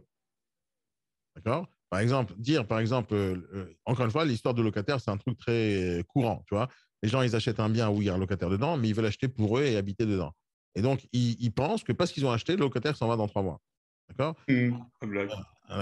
Oui, mais ça n'existe pas, ça. Maintenant, toi, tu le sais, parce que tu sais ce que c'est qu'un bail. D'accord? Et dans le bail, il y a marqué, c'est 6 mois. Donc, de préavis minimum. Et c'est même pas sûr que la personne s'en va aussi. Parce que les locataires sont protégés. Donc, le fait que tu connaisses ça, tu pourras dire à l'acheteur, non, dans 3 mois, c'est pas sûr qu'il y va. Et donc, je vous conseille de faire ça et ça, ou de ne pas acheter ce bien-là, ou d'acheter autre chose. Parce que tu sais que ça va être problématique selon ses besoins à lui. Et ça ne veut pas dire que demain, tu vas commencer à rédiger le courrier pour faire l'éviction du locataire ou lui proposer de partir ou lui trouver un logement à ce locataire. Ce n'est pas ton problème. Bien sûr, tu peux faire ce service si jamais tu vends ce service. Comment? Si tu as une commission pour trouver Ah bah oui. un logement. Si tu es payé, tu fais tout ce que tu veux. Oui. Pas la question. Mais même si tu es payé, tu ne vas pas rédiger un contrat quand tu ne maîtrises pas le sujet. Donc, par exemple, les compromis, dans la théorie, l'agent immobilier, c'est le seul qui a le droit de le rédiger, d'accord? Avec le notaire. Le négociateur, il n'est pas censé le faire. Tu n'es pas agent immobilier déjà. Donc, dire je vais rédiger le compromis, c'est une grave connerie parce que tu ne sais pas le faire et c'est dangereux. Donc, qu'est-ce qu'on fait? On va chez le notaire, on signe. Et le notaire, il maîtrise le sujet. Tu n'as pas besoin de t'inquiéter là-dessus. C'est lui qui prend les responsabilités. Si jamais tu fais des choses, tu connais quand tu achètes un produit, des fois, ils te disent attention, ne faites pas ça, sinon il n'y a plus la garantie. Par exemple, une montre ou un truc comme ça, étanche, je te dis n'ouvre pas pour vérifier si c'est étanche avec ta truc, parce qu'après, il n'y a plus la garantie sur l'étanchéité. Pourquoi ils font ça? Parce que tant que tu n'as pas ouvert, ils peuvent réparer. Dès que tu as ouvert, ils ne savent pas réparer derrière parce que tu as trop esquinté le truc. Même chose dans tout ce que tu fais dans l'immobilier. Il y a des choses que si jamais tu dis, ça te met en danger parce que tu n'es pas capable de maîtriser le sujet. Et il n'y aura pas de garantie derrière avec ton RCP, il n'y aura pas de garantie parce que tu n'as pas le droit d'en parler. Par exemple, il y a beaucoup de gens qui me disent, agents immobiliers, nous, on a un droit de conseil. Attention, fais gaffe. Le droit de conseil, c'est les avocats qui l'ont. Les agents, ils n'ont pas un droit de conseil. C'est-à-dire, on n'est pas payé pour du conseil. On n'est pas payé pour ça. Le conseil, derrière, il y a une assurance. Si je donne un conseil, il faut que j'assume le résultat derrière. Les avocats, les notaires, ils ont un droit de conseil parce qu'ils maîtrisent la loi et ils sont garantis pour ça. Un agent immobilier, il n'a pas ce truc-là. C'est-à-dire, si tu conseilles quelqu'un dans une catégorie que tu n'as pas le droit de toucher, tu es dans la merde. Hein. Je te donne un exemple. Imagine, tu vends un bien et il y a une connerie dedans, peu importe, et tu n'as pas alerté le gars. Et le gars, il va se retourner contre toi. Il va t'attaquer. Une fois que la vente a été faite, d'accord? Il t'attaque. Toi, qu'est-ce que tu vas faire? Ça se trouve, tu es de bonne foi, tu n'as pas vu le problème, d'accord? Imaginons que tu es de bonne foi, tu n'as pas vu le problème, tu n'as pas alerté le gars. Donc, il va t'attaquer toi. Toi, tu vas dire, attention, j'ai une RCP. Tu affiches la RCP. Et donc, la RCP, c'est des gens qui vont te garantir à toi une sécurité. Donc, il va attaquer toi, mais en fait, il attaque la RCP. Maintenant, la RCP, qu'est-ce qu'elle va faire? Elle va dire, attention, mais ce n'est pas dans ma prérogative en tant qu'agent immobilier, donc c'est quand même pas moi le responsable ici, c'est pas moi qui a vendu le bien au final, c'est le notaire. Donc, ma RCP va attaquer le notaire, elle va dire, hey, monsieur, pourquoi vous lui avez vendu à l'autre?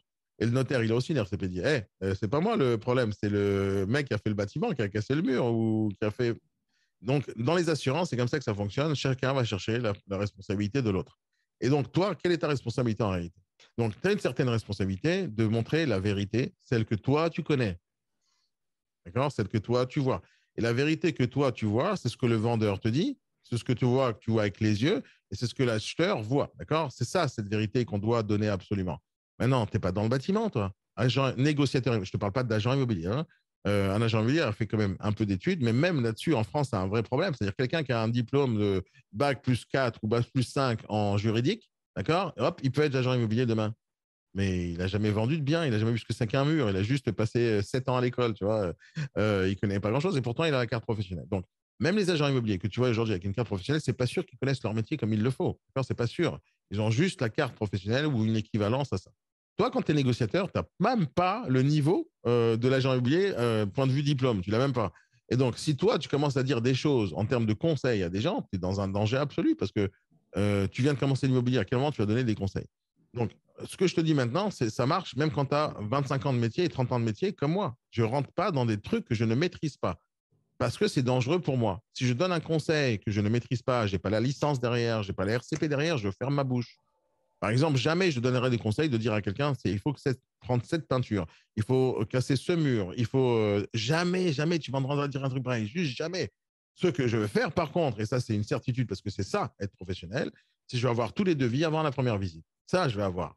Et donc, si quelqu'un me dit il y a 30 000 euros de travaux, je dis non. D'après mes devis, il y a ça.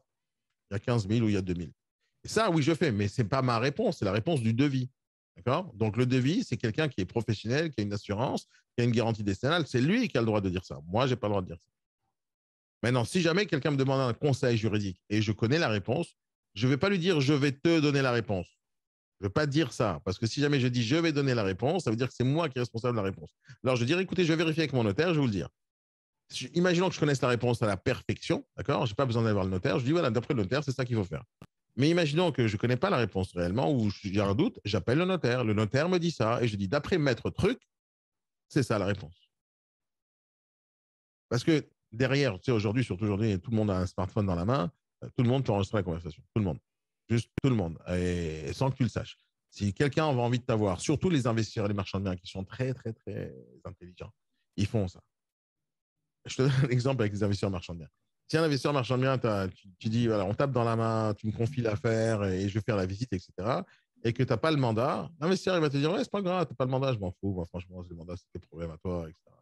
T'inquiète, je m'en fous, c'est le mandat. Ouais, tu as une affaire, t'inquiète. Je vais te payer ta com. Et tu parles comme ça. Et à la fin, tu signes. D'accord? Le marchand de biens investisseur, ils ont l'habitude d'acheter. Ils ont l'habitude aussi de travailler avec des agences. Ils savent ce que c'est qu'un mandat. Et une des choses qu'il va faire, c'est qu'il va signer le compromis quand il a vu que ton mandat, il est pas aux normes. Et tu l'as signé trop tard, il y avait pas le. Si l'investisseur marchand de biens il est intelligent et qu'il connaît un peu son métier, il va regarder les documents que tu as signés. Si il est un peu véreux, il n'est pas vraiment de bonne foi, au moment du compromis, il signe. Et juste après le compromis, il dit écoutez, moi, je ne compte pas payer cette commission. Pourquoi? Parce que le mandat, il n'est pas au top. Et il va te sucrer ta commission, point la ligne. Parce qu'il maîtrise le sujet. Et comme tu as signé, c'est trop tard pour toi, c'est foutu. Donc, il faut maîtriser la loi mieux que tes clients, c'est certain. Mais attention, il ne faut pas s'engager sur des choses qui ne sont pas ton métier. Ton métier, c'est négociateur en immobilier. Tu trouves des biens, tu les vends. Simple, hein? Simple. Simple. Dès que tu sors en dehors de ça, c'est dans la merde. Tu ne vas pas te concentrer sur la vente, tu ne vas pas te concentrer sur tes clients, tu ne vas pas te concentrer sur le marketing, tu vas te concentrer sur des détails qui sont inutiles dans ta vie. Le bâtiment, c'est inutile dans ta vie. Le juridique, il faut le connaître, mais tu n'es pas juriste.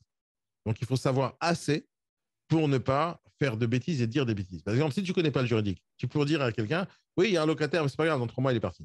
Là, si tu ne connais pas le juridique. D'accord? Je ne te dis pas de dire, dans 3 mois, il est parti parce que je vais faire les procédures. Mais si jamais tu ne connais pas la loi, tu dis une bêtise pareille, la personne, elle achète, et après, elle va t'attaquer à toi parce que tu lui as menti. Tu comprends? Donc, il faut connaître le juridique pour dire, stop, ici, il y a un problème, je vais vérifier en profondeur parce que tu es alerté, tu vois, tu es alerté. Quand tu connais, tu es alerté. D'accord? Quand tu connais un peu le bâtiment, tu es alerté. Parce que le mec te dit, je veux casser ce mur. Toi, tu sais, attention, c'est pas un problème parce que tu as vu déjà des murs porteurs dans ta vie. Mais tu ne peux pas lui dire, tu peux casser ce mur. Donc, ce que tu dois faire, c'est de te renseigner avec les bons professionnels qui vont avec.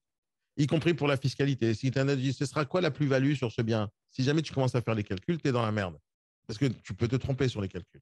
Et quand tu en connais trop de choses dans ta vie, tu commences à parler dans le détail des choses que tu connais, mais ce n'est pas plus ton métier. Tu vois, il y a tellement de sujets que dans ma vie de tous les jours que je n'aborde pas en vidéo ou quoi que ce soit, parce que ce n'est pas ma spécialité. Juste, ce n'est pas ma spécialité. Quand on me pose des questions qui sont en dehors de ma spécialité, ce que je fais, que ce soit sur TikTok, Instagram, YouTube et peu importe, je dis, écoutez, moi, ce n'est pas mon sujet, je vous conseille d'aller voir lui ou d'aller voir lui. Et les gens, quand je leur dis ça, je t'assure, ils m'aiment encore plus. Ils m'aiment encore plus. Je te le promets, hein, parce qu'ils savent que quand je dis quelque chose, je sais. Quand je ne sais pas, je dis, va voir le professionnel dans ce cas-là. Et ils me font confiance encore plus, parce que ce n'est pas qu'ils m'aiment, hein, c'est juste qu'ils me font confiance encore plus. Ils savent que je ne vais pas leur raconter des salades. Et c'est comme ça que moi, je bâtis la relation de confiance avec les gens. Je parle uniquement de ce que je sais et j'affirme des choses que je sais et je me tais sur les choses que je ne sais pas. Et quand je ne sais pas, je dis, moi, je ne sais pas tout de suite, mais je saurai tout à l'heure, parce que je pose la question à la bonne personne. Et quand j'ai posé la question à la bonne personne, je cite la personne à qui m'a donné la réponse. Comme ça, s'il a besoin de ces vrais conseils, il va aller voir l'autre personne et l'autre, il gagnera de l'argent grâce à moi que je l'ai recommandé. Et c'est comme ça qu'on fait du business. Il ne faut pas rentrer dans des détails qui ne sont pas dans ton métier. Concentrez-vous sur la vente, sur la prospection, sur la commercialisation et la vente, et vous allez gagner de l'argent. Dès que tu rajoutes, essayez de vous rappeler de ces 3 lettres, PCV, d'accord? Prospection, commercialisation, vente. Essayez de vous rappeler ces 3 lettres. C'est ça votre métier. Tout le reste, c'est du détail qui va vous aider à faire que votre marketing soit un peu plus puissant, etc. Votre commission. Prospection, commercialisation, vente, c'est ça votre métier. C'est-à-dire gagner de l'argent en vendant des produits immobiliers. Maintenant, tu dois avoir des connaissances générales. Je ne te dirai jamais de ne pas apprendre le juridique. Je te dis, au contraire, il y a des formations juridiques, allez les faire, apprenez, approfondissez, etc., etc. Il faut absolument approfondir l'ensemble de votre métier. Mais tu dois connaître assez pour donner des bonnes directions, mais tu ne dois pas connaître tout parce que ce n'est pas ton métier. Ton métier, c'est tu prospectes, tu démarches, tu communiques, tu crées le relationnel, tu fais la commercialisation, tu marketes, tu fais la vente, tu négocies, etc., tu closes. C'est là-bas que tu vas gagner ta vie. Il y a un proverbe, une expression chez les Américains, c'est oh merde. Je ne me rappelle pas exactement l'expression dans le détail parce que je sais pas, j'ai un trou de mémoire là maintenant, mais il te dit, tu mets ta tête là où il y a merde. Oh.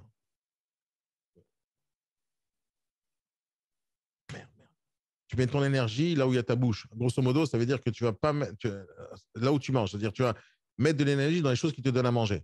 Tu mets pas de l'énergie dans les choses qui te donnent pas à manger. Tu comprends? Dire le bâtiment, c'est pas ça. Je fais pas de devis de travaux de bâtiment, donc je gagnerai pas ma vie avec ça, donc j'en parle pas. D'accord? Je ferai pas gagner de l'argent, je gagnerai pas de l'argent en faisant les travaux d'électricité, donc j'en parle pas. Maintenant, je peux être apporteur d'affaires pour un électricien, il va me faire amener des sous, mais c'est pas mon métier. Donc, on met son énergie là où tu as une spécialité, là où ça te ramène des sous. PCV, prospection, commercialisation, vente. Et le pire, c'est qu'en tant que négociateur en immobilier, tu peux déléguer une de ces 3 tâches à 3 personnes différentes. Et c'est pour ça que quand tu es agent immobilier, tu délègues les tâches à 3 personnes différentes qui font un qui prospecte, un autre qui fait commercialise et l'autre qui fait la négociation. Si tu arrives à diviser ton métier en 3, tu embauches 3 personnes qui font les choses à ta place, tu gagnes de l'argent toute ta vie. Ben non, dans ta vie de tous les jours, tu peux être très bon en prospection téléphonique. Par exemple, en prospection de terrain, tu sais faire rentrer des mandats, mais tu es nul en vente. Donc, prends un pote à toi qui va faire les visites, qui va faire les négociations, etc. Faites un binôme, vous êtes complémentaires. Mais en réalité, ce métier, il se divise en 3. Et alors, grosso modo, hein, parce que dans chaque truc, il y a des détails, mais prospection, commercialisation, vente. Tout ce qui est en dehors, il n'y a pas marqué chantier, il n'y a pas marqué bâtiment, il n'y a pas marqué juridique, il n'y a pas marqué agencement, il n'y a pas marqué architecture, il n'y a pas marqué tout ça. Prospection, commercialisation, vente, c'est ton métier. En faisant ça, Sébastien, en réfléchissant comme ça, je t'assure, tu vas économiser beaucoup de temps, beaucoup d'énergie, beaucoup de tracas, beaucoup de stress. Tu économises tout ça. Parce que qu'est-ce qui se passe quand on te pose une question, tu ne connais pas la réponse? Tu stresses, tu paniques. Et tu penses que tu as un devoir d'aller donner l'information et tu vas chercher les informations partout. Mais il faut apprendre à dire une phrase vraiment géniale. Je ne sais pas. Dis cette phrase, je ne sais pas, Sébastien. Ah, mais il le sait que je ne sais pas. Ok. Non, mais alors maintenant, la phrase que moi j'utilise depuis longtemps, je ne sais pas maintenant, je saurai tout à l'heure. Alors, tu vas chercher la réponse, mais ce n'est pas ton obligation. Donc, tu vas aller chercher la réponse pour lui donner du service au gars. Tu comprends? Parce que l'idée d'aller chercher la réponse, c'est lui donner du service. Mais toi, aller chercher l'information, chercher sur YouTube et commencer à apprendre le sujet, non. Moi, aller te donner la réponse, elle est simple. Salut Patrick, t'es électricien, super, tu peux me faire un devis, super cool. C'est lui qui va se déplacer, prendre son scooter, faire le devis, m'envoyer le devis. Moi, la seule chose que je fais, c'est un appel, peut-être lui ouvrir la porte et j'attends son mail. C'est lui qui prend le temps. C'est lui qui prend le temps, pas moi. Moi, j'ai fait un appel parce que je connais un électricien. Si tu travailles toujours avec le même électricien, il va te faire confiance, tu vas lui ramener des clients, etc. Ça va être cool pour lui. Tu vas le faire régulièrement. Mais ne prends pas plus de temps que faire un appel, faire une visite avec un électricien pour faire un devis. Ne prends pas plus de temps que ça. Au fur et à mesure du temps, tu vas refaire. Moi, à Paris, par exemple, une méthode que j'utilise depuis des années, hein, c'est un truc simple. Hein. Quand tu travailles dans la même rue, dans les mêmes secteurs, dans les mêmes types de produits, d'accord, en général, tu vas avoir les mêmes types de biens, les mêmes types de problématiques, les mêmes types de bâtiments, les mêmes types d'immeubles, les mêmes types d'humidité, les mêmes types de... Et donc, bien sûr, tu ne pourras pas utiliser cette méthode avec les mêmes conclusions dans n'importe quelle ville, parce qu'il faut l'adapter. Donc, quand tu travailles sur la même rue, sur la même ville, dans le même secteur, et que tu as vu déjà 10, 15, 20 appartements, et que tu as fait des devis pour 10, 15, 20 appartements, à la fin, tu fais une moyenne de tous les prix sur faire du carrelage. Après, tu fais une moyenne de tous les prix pour refaire l'électricité aux normes. Tu as eu 25 devis sur un an, je ne sais pas, et tu regardes combien de devis t'ont fait pour remettre aux normes en extrait, en extrait, en extrait. Tout le monde, ça ferait 2500, 3000 balles, etc. Tu fais la moyenne et grosso modo, c'est 2000 balles. D'accord? Maintenant, pour remettre aux normes. Après, la même chose pour le carrelage, même chose pour la peinture, même chose pour casser des murs, même chose pour ci et pour ça. À la fin, tu as grosso modo des montants pour faire telle et telle chose. Ce que tu dois faire maintenant pour chaque montant, c'est exactement comme quand tu vas acheter du poulet à franc prix. D'accord? Ou chez Auchan ou chez Carrefour. Comment tu fais pour acheter du bon poulet d'escalope de dinde, par exemple? Tu peux te dire, je vais regarder le prix qui est sur l'étiquette, n'est-ce pas? Si je te donne un exemple. Si jamais tu vois escalope de dinde 1 kg, escalope de dinde dans un paquet 8 euros, escalope de dinde 11 euros. À ton avis, c'est lequel le moins cher? C'est moi, je réponds. Alors, André, j'ai l'impression que tu as la réponse. On va laisser réfléchir 2 secondes les autres. 2 secondes, 2 secondes. J'ai l'impression que tu as la réponse, André. Juste laisse-les réfléchir 2 secondes. Alors, à votre avis, hein, qu'est-ce que tu as dit? C'est lequel le moins cher? Il y a un paquet à 8 euros, un paquet à 11 euros. Escalope de dinde. Moi, j'ai la réponse. Vas-y, c'est quoi, Seb? Bah, c'est à calculer au kilo. Exact. Enfin, C'était quoi ta réponse, c'est ça, André? Ouais, c'est ça. J'avais vu dans tes yeux que tu avais la réponse. C'est pour ça que je voulais que tu laisses un peu patienter. J'avais vu ben oui, tu ramènes au prix au kilo, d'accord? Et donc, comme au prix au mètre carré dans un appartement. Et donc, si jamais tu ramènes au prix au kilo, et c'est pour ça que c'est marqué tout en petit en bas. Donc, des fois, tu vas avoir des paquets à 8 euros et tu es incité à acheter, mais tu vois que c'est 11 euros le kilo. Et donc, les 8 euros, ils sont très chers en réalité. Et des fois, tu vas avoir le paquet à 11 euros, mais en fait, au kilo, c'est à 9,50 € le kilo de la dinde. Et donc, si tu es con, ben, tu regardes le paquet en frontal, le 8 euros. Si tu es intelligent, tu regardes ce qui est écrit en tout petit, le prix au kilo. Et c'est la même chose dans les devis. Donc, quand tu vas faire un devis, par exemple, pour un appartement 45 mètres carrés en électricité ou en carrelage ou en travaux, donc tu sais que le devis, c'est 2000 euros divisé par 45 mètres carrés. D'accord? Donc, tu ramènes 2000 euros divisé par 45, il y a un prix. Tu rajoutes à ça le prix du carrelage, le prix de la peinture, le prix du truc pour le 45 mètres carrés. Et devine quoi? Tu as le prix des travaux pour cet appartement refait à neuf au mètre carré. Au final, qu'est-ce que tu as? Demain, tu as un autre appartement 60 mètres carrés, tu prends le calculateur commun. Et donc, si jamais au départ, ton prix, c'était 400 euros, et moi, c'était très souvent le cas, tu vois, dans le 18e, c'était 400 euros le mètre carré. Donc, tu extrapoles, tu arrives sur un appartement 60 mètres carrés, c'est 60 multiplié par 400 euros est égal à un certain montant. Et donc, ce montant-là, c'est grosso modo ce que ça va coûter. Est-ce que c'est dans le détail près? Bien sûr que non. Mais tu as grosso modo une bonne fourchette. Maintenant, est-ce que tu vas lui donner des devis avec ça? Non, tu donnes cette fourchette. Parce que si quelqu'un te dit, oh, il y a 40 000 euros de travaux, hein, je vous fais une offre à 40 000 euros en dessous. Non, monsieur, il n'y a pas 40 000 euros de travaux, il y en a 12 000. Ça, c'est les devis. Ou grosso modo, c'est 400 euros multiplié par la surface. Et tu ne vas pas te tromper si jamais tu fais beaucoup de devis. Donc, quand tu fais une stat, il faut avoir plusieurs devis de différents artisans, des bons, des meilleurs, des moyens, des plus chers, des moins chers, etc. Tu fais une moyenne pondérée, donc on fait une moyenne, et tu as grosso modo les bons chiffres. Celui qui achète ou qui va te dire je te ramène mon architecte, ok, l'architecte déjà ça coûte très très cher, tu as besoin d'un architecte pour faire tout ça. Mais imaginons que tu le mettes, d'accord? Ben, tu rajoutes ça dans ton prix au mètre carré. Tu dis sans architecte ça coûte tant, avec architecte c'est 100 euros plus cher, donc c'est 500 euros le mètre carré avec un architecte. Et lui, il ne peut pas te raconter des salades. L'idée, c'est de savoir assez de choses pour essayer de ne pas se faire avoir avec des arguments à la con. Parce que quand on va te négocier pour un appartement, on va te dire ouais, c'est 50 000 euros de travaux. Si jamais tu dis ah ouais, c'est vrai, oh ouais, c'est vrai, alors c'est trop cher. Alors. Parce que tu n'as pas fait ton petite étude de devis avant, ben, il va avoir raison. Et ton argument, il est tombé à l'eau et tu ne pourras pas négocier comme il faut. Si maintenant, il te dit c'est que 50 000 euros de travaux, et toi, dans ta tête, tu le sais que ce n'est pas 50 000 euros de travaux, parce que tu as déjà fait plein de devis dans d'autres appartements, tu dis madame, je sais qu'il y a des travaux, j'ai compris. Hein. Moi, je vends, il y a marqué dans l'annonce à refaire, à retaper. Je comprends qu'il y a des travaux. Il n'y en a pas pour 50 000. Donc, réellement, il y en a grosso modo pour 20 000. Et si vous voulez, moi, demain, je vous amène tous les devis qu'il faut. Et donc, l'argument, tu l'as contré. Et donc, la négociation, elle ne va pas se faire sur 50 000 euros, elle va se faire sur 20 000 euros. Okay. Donc, tu dois savoir assez pour être capable de contrer les arguments. Si quelqu'un te dit, mais c'est pas très sécurisé, cette petite rempart là sur le balcon, il va te dire, il faut tout changer. Et toi, tu vas savoir si c'est sécurisé ou pas. Comment? Parce que tu vas toucher la rambarde. Tu vas dire, non, je ne suis pas tombé. Tu peux faire ça comme tu peux amener un architecte qui va vérifier la solidité du béton, etc. Mais si toi, tu dis c'est sécurisé, non, tu ne peux pas dire. Par contre, tu peux faire vérifier ça.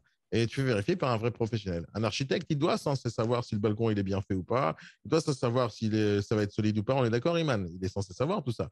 Donc, lui, c'est son boulot. C'est pas mon boulot. Moi, je ne donnerai jamais ce conseil aux gens. Ah oui, cette piscine est super sécurisée pour les enfants. Regardez la petite barrière. Jamais je vais dire un truc pareil. Ça, c'est un argument commercial à la con, tu vois. Mais il faut dire la vérité aux gens. Tu dis la vérité, et la vérité, des fois, c'est je ne sais pas maintenant, je saurai tout à l'heure. Ça, c'est la meilleure vérité que tu puisses donner.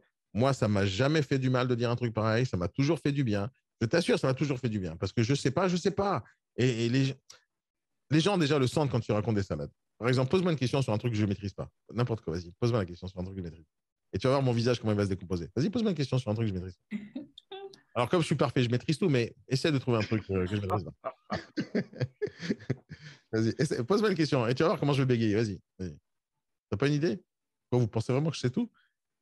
Non, pas. Je peux poser une question? Ouais, vas-y, que je Une maîtrise. sauce grand veneur. Comment? Une sauce grand veneur. Alors, c'est simple, une grosse sauce grand veneur. Comment tu l'as dit ça? Je ne peux pas répéter ce que tu dis. Je maîtrise pas. Je peux même pas essayer d'essayer de trouver. Je vais jouer à la devinette. Je comprends pas. Qu'est-ce que je te dis? Écoute, je sais pas, Franck. Je sais pas ce que c'est. Je sais pas ce que c'est. Qu'est-ce que je te dis? Je sais pas. Et la dernière fois, justement, Eric Chauvelot, tu vois, Sébastien, une fois, il a fait une vidéo.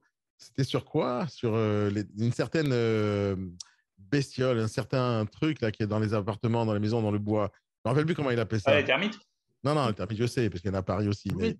Non, il y avait un autre truc. Non, faut pas me prendre pour un teubé non plus.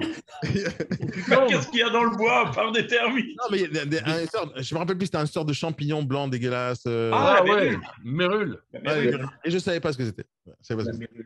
Parce que j'ai jamais rencontré ça à Paris. Tu comprends? Je l'ai jamais rencontré. Tu vois? Et donc, je pouvais pas savoir. 20 ans de métier, je connais pas la mérule. Pourquoi? Parce que c'est pas mon métier. Et dans un immeuble, c'est la merde. Hein. Ah ouais. Et donc, lui, il a eu ce cas. Donc, il en fait un truc. Mais j'ai appris quelque chose. Mais non, est-ce que j'étais censé savoir ce que c'était la mérule? Ah non, c'est pas mon boulot. C'est le boulot d'un diagnostiqueur. C'est pas le mien. Tu comprends? Maintenant, moi, je dis pas que je sais ou je sais pas la mérule. Je sais pas ce que c'est. Moi, je sais que je vais pas prendre le risque de dire non, vous inquiétez pas, tout est sain ici. Ça, je vais pas dire un truc pareil. Tant que j'ai pas fait les diagnostics, je dis rien. Donc, écoutez, je peux pas vous répondre à votre question s'il y a des termites ou pas, parce que c'est pas mon métier. Par contre, il y a un diagnostiqueur qui va passer 380 € plus tard, je connaîtrai la réponse. Donc, il faut juste être capable de s'entourer de spécialistes à qui tu vas demander conseil. D'accord? Mais ne pas rentrer toi-même dans les conseils parce que tu te prends trop la tête. Et en plus, tu vas te stresser. C'est comme aller faire, tu vas à l'école quand tu n'as pas fait tes devoirs. Tu es stressé. Tu es stressé quand tu n'as pas fait les devoirs parce que tu sais que tu n'as pas la réponse aux questions que le professeur va te donner. Et moi, je déteste dans cette situation. Donc, j'accepte le fait que je ne sais pas tout. Et donc, je dis, je ne sais pas aujourd'hui, je saurai tout à l'heure. Je ne sais pas maintenant, je saurai tout à l'heure. Et tu vas chercher le professionnel et tu vas donner la réponse. OK? C'est simple pour toi maintenant? Déstress. Et je t'assure, tu vas t'enlever un épine du pied, mais tous les jours. Et quand tu sais moins, tu es un peu plus concentré sur la tâche principale, c'est-à-dire de vendre le bien. Rappelle-toi ce proverbe que j'adore, c'est des fois, il faut fermer sa gueule et passer pour un con que de l'ouvrir et laisser aucun sujet. Je préfère être comme ça. Je préfère des fois être teubé, tu vois. Allez les amis, 10h02, on est déjà en retard. Passez une très bonne journée, amusez-vous bien. Bonne journée, merci. Voilà,